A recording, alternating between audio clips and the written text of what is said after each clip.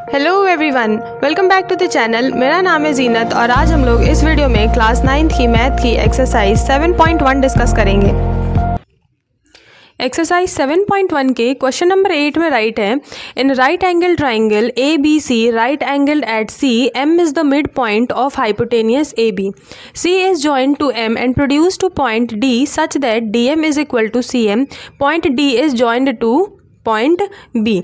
तो जैसे क्वेश्चन में थ्योरी दी गई है, चलिए उसको फिगर से समझ लेते हैं। फिगर हमें एनसीईआरटी में बना करके दिया हुआ है। तो क्वेश्चन में क्या राइट है, in right angle triangle A B C right angle at C, तो यानी कि सबसे पहले एक A B C right angle बना होगा जो कि सी पॉइंट पर क्या है, राइट एंगल है। फिर इन्होंने कहा कि इसकी जो हाइपोटेनियस वाली साइड है उसका एक मिड पॉइंट है जिसे वो एम बोल रहे हैं। लिखा है M is the mid point of hypotenuse A B, hypotenuse A B का एम एक मिड पॉइंट है। फिर इस सी पॉइंट को एम पॉइंट से इस तरह से जोड़ा गया और फिर m को d तक बढ़ाया गया कि जो dm है वो cm के बराबर हो गया। प्रोड्यूस टू पॉइंट d, इस पॉइंट को d तक प्रोड्यूस किया गया, ऐसे प्रोड्यूस किया गया कि dm बराबर क्या है, cm है। अब आगे कहा जा रहा है point d is joined to point b। फिर उसके बाद जब ये सब हो गया, ये लाइन यहाँ तक प्रोड्यूस कर दी गई, तब d को b से ज्वाइन कर दिया गया है। तो फिर ये जो गिवन फिगर है वो बन के आया है।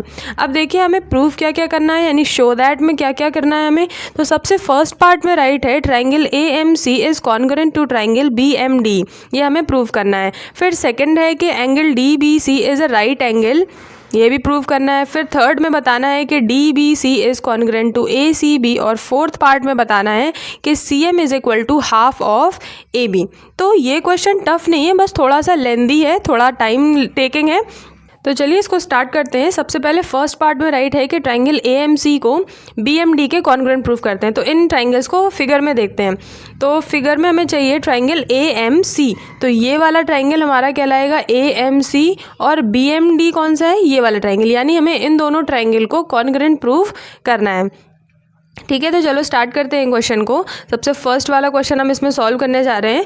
तो आपको हम पहले भी बता चुके हैं इससे पहले की वीडियोस में, जो इस एक्सरसाइज के और क्वेश्चंस हमने सॉल्व किए हैं। अगर आपने वो वीडियोस नहीं देखी हैं तो आप जाकर उन वीडियोस को देख सकते हैं। सबसे हमने बताया था कि जब हमें कॉन्ग्रुएंट प्रूफ करना होता है किन्हीं दो ट्राइंगल को, तो हम उन्हीं दो ट्राइंगल को कंसिडर कर लेते हैं पहले। तो हमने यहाँ पे राइट किया consider triangle A M C and triangle B M D, दोनों ट्राइंगल हमने कंसीडर कर लिए, लेट कर लिए। उसके बाद अब वन बाय वन हम इन दोनों ट्राइंगल्स की किन्हीं तीन साइड, किन्हीं तीन एंगल, दो साइड या एक एंगल, दो एंगल या एक साइड को इक्वल प्रूफ करेंगे ताकि हम इन्हें कॉन्ग्रुएंट प्रूफ कर सकें।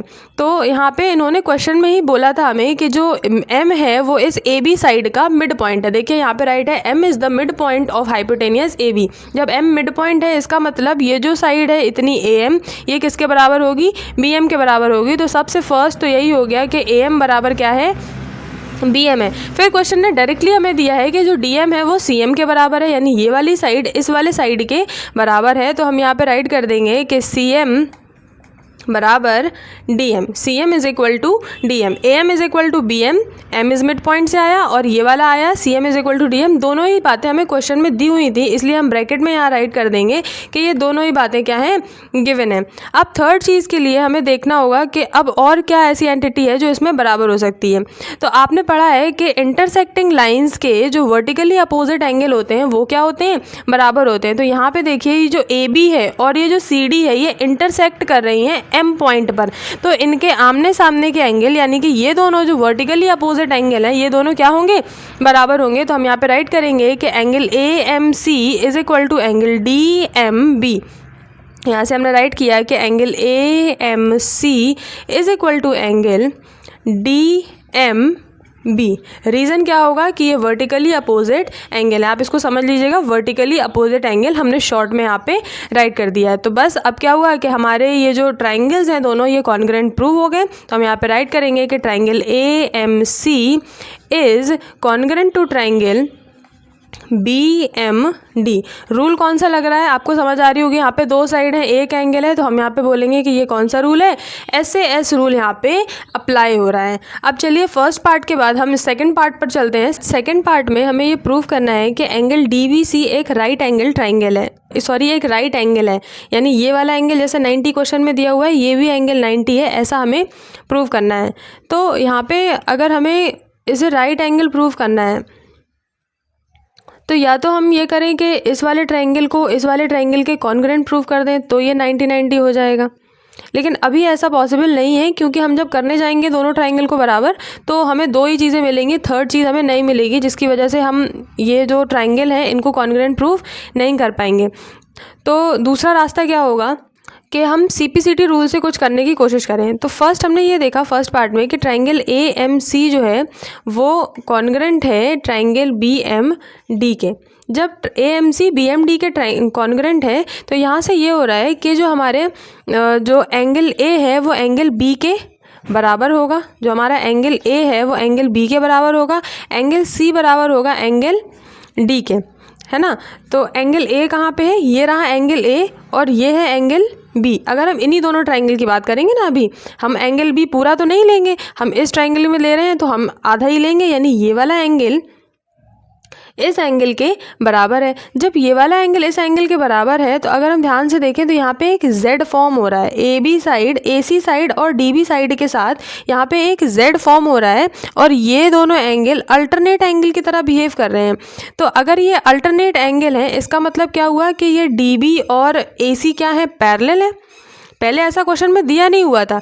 जब हम बोलते हैं ना कि जैसे दो साइड्स अगर पैरेलल हैं तो अल्टरनेट एंगल क्या होते हैं, बराबर होते हैं। तो इसका जस्ट अपोजिट क्या होगा कि अगर अल्टरनेट एंगल बराबर हैं तो दी हुई साइड्स क्या हो जाएंगी, पैरेलल हो जाएंगी। तो यहाँ से ये समझ में आया, कहाँ से, इस फर्स्ट इक्वेशन से कि एंगल A एंगल B के बराबर है। इससे ये समझ में आया कि जो हमारी साइड AC है वो पैरेलल है साइड DB के, हमारी AC साइड DB साइड के पैरेलल है। तो अब यहाँ से जब हम यहाँ देखते हैं तो दिख रहा है कि AC परपेंडिकुलर है, हमारे AC परपेंडिकुलर है BC के, जब तो यहाँ पे 90 डिग्री का एंगल बन रहा है।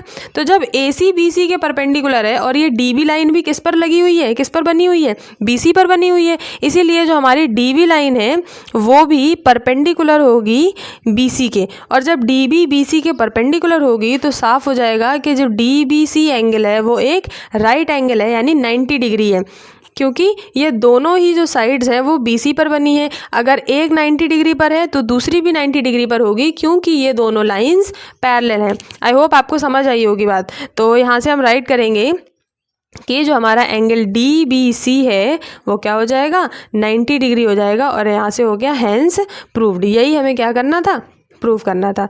इसके अलावा भी यहाँ पे बहुत सारे CPCT बन सकते हैं, जैसे कि ये हो सकता है कि जो हमारा एंगल D है यहाँ वाला वो हमारे एंगल इस C के बराबर होगा, ये भी हम बोल सकते हैं यहाँ पे।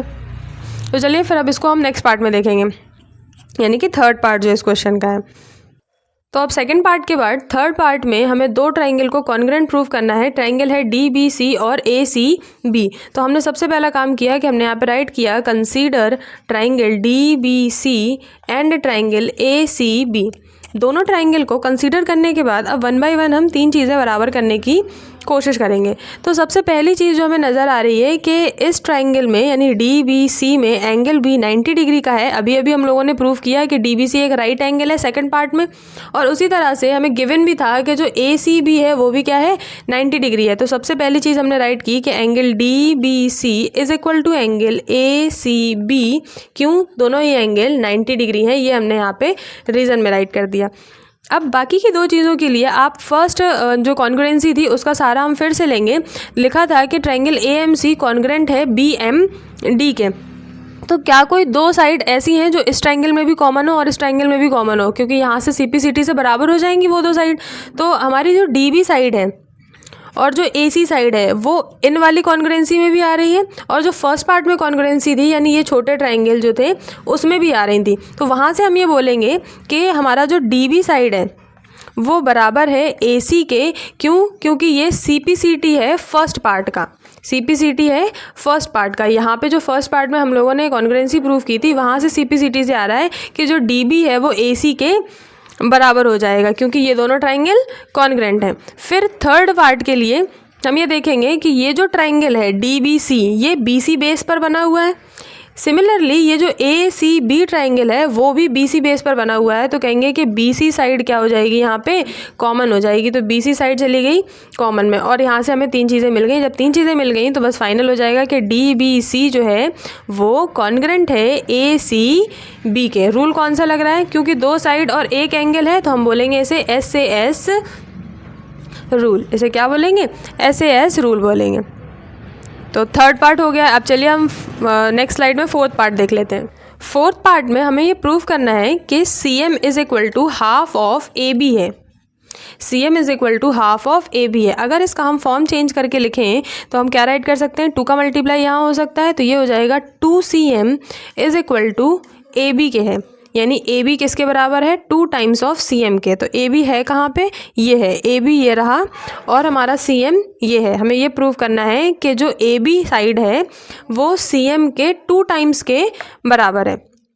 ठीक है, तो इसके लिए हम क्या चीज़ देखेंगे, सबसे पहले ये देखेंगे कि जो थर्ड पार्ट में हमने कॉन्ग्रुएंसी प्रूव की है, हमने थर्ड पार्ट में कॉन्ग्रुएंसी प्रूव की है कि डी बी सी ए सी बी के कॉन्ग्रेंट है। जब डी सी बी ए सी बी के कॉन्ग्रेंट है, ये वाला पूरा ट्रायंगल इस पूरे ट्रायंगल के कॉन्ग्रेंट है, तो क्या D C side A B side के बराबर नहीं होगी, ये D C side A B side के बराबर नहीं होगी, बिल्कुल होगी, क्योंकि ये सिपिसिटी का रूल कहलाएगा। तो हम यहाँ पे राइट करेंगे कि जो डी सी है वो बराबर है ए बी के, D C is equal to A B. Reason क्या होगा कि ये सी पी सी टी है फ्रॉम कौन सा part, part number third part का सी पी सी टी से ये D C is equal to क्या आएगा, ए बी आएगा, बिकॉज ये दोनों ट्राइंगल क्या है, कॉन्ग्रेंट है। अब नेक्स्ट हम देखते हैं कि अगर हमें यहाँ पे 2cm लाना है, देखो ए बी तो है यहाँ पे हमारे पास, ए बी हमें मिल गया, लेकिन हमें इस डी सी को हटा करके क्या लाना है, CM लाना है। डी सी को हटा करके क्या लाना है, CM लाना है। तो हमने पढ़ा था अभी, यहाँ क्वेश्चन में दिया हुआ था कि C is joined to M produce to point B such that DM is equal to CM। DM is equal to CM। हमने पढ़ा है कि DM किसके बराबर है, CM के बराबर है, यानी ये दोनों पार्ट्स क्या हैं, इक्वल हैं। तो क्या इस DC को, इस पूरे DC को हम CM के टर्म्स में लिख सकते हैं, बिल्कुल लिख सकते हैं कि जब ये दोनों पार्ट्स इक्वल हैं और ये पूरी साइड को हमें इस वाले साइड के टर्म में लिखना है, तो हम लिख सकते हैं कि जो पूरी साइड है वो 2 टाइम्स ऑफ CM के बराबर होगी। यानी कि हम इसे रिप्लेस कर सकते हैं, यहाँ से हम इसे रिप्लेस करके क्या लिख सकते हैं, 2cm लिख सकते हैं और ए बी का ए बी बना रहेगा। अगर नई बात समझ में आई तो दूसरा तरीका भी देख सकते हैं। यहाँ पे देखो ऐसे हो सकता है कि जो DC है, DC का आधा क्या होगा, हाफ ऑफ DC क्या होगा, हाफ ऑफ DC क्या होगा, हाफ ऑफ DC किसके बराबर होगा, CM के बराबर होगा, क्योंकि DC का आधा करेंगे तो CM आ सकता है। हम चाहें तो DM भी लिख सकते हैं, लेकिन अभी CM की ज़रूरत है तो हमने CM यहाँ पे राइट कर दिया। अब ये 2 का मल्टीप्लाई उधर कर सकते हैं, हम 2 को उधर ले गए तो क्या हो जाएगा कि DC बराबर क्या हो गया, 2 टाइम्स ऑफ CM। और इस तरह से हमने इस चीज़ को यहाँ पे रिप्लेस कर दिया। तो यहाँ से ये चीज़ प्रूव हो गई कि 2cm is equal to A B है। अब जैसे क्वेश्चन में राइट है वैसे लाना है अगर, तो 2 को आप इस साइड ले आइए, तो यहाँ से हो जाएगा CM is equal to half of A B, और यहाँ से ये वाला पार्ट भी प्रूव हो गया, तो हमने राइट कर दिया हेंस प्रूव्ड।